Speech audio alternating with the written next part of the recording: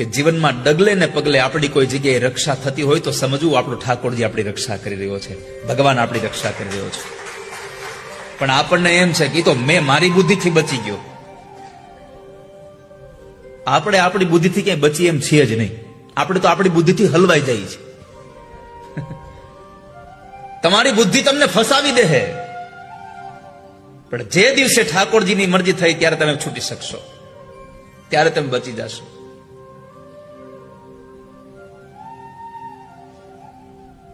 Accident થયું હોય ત્યારે તમે કોઈ દી એમ કીધું એ તો મેં ટાઈમે બ્રેક મારી દીધી એટલે બચી ગયા?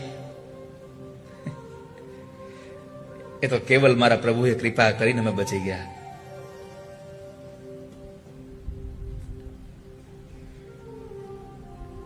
પેલું પ્લેન ક્રેશ થયું, એમાંથી એક માણસ બચ્યો.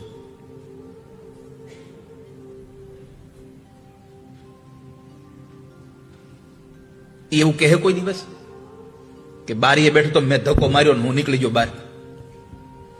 કહી શકશે આવું કોઈ દિવસ?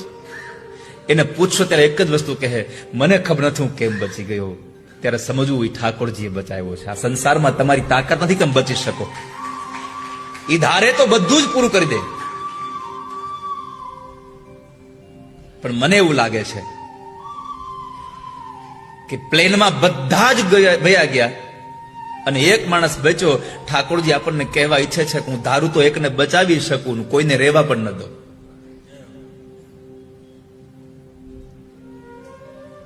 એટલે આ દુનિયામાં આપણું બધું જ કરનારો આપણો ભગવાન છે, આપણો નાથ છે. એને જે સારું લાગે છે કરી રહ્યો છે. અને એક ભરોસો એટલો રાખજો કે તમારી હારે જે કાંઈ કરી રહ્યો છે ભગવાન, એ તમારું હારું જ કરી રહ્યો છે. આટલો નિશ્ચય રાખજો. જે હરિ કરશે મમ હિતનું, આ ભરોસો કદી જાય નહીં. હું હરિનો, હરિ મમ રક્ષક, આ નિશ્ચય કોઈ દી બદલાય નહીં. હું પ્રભુનો છું, પ્રભુ મારા છે.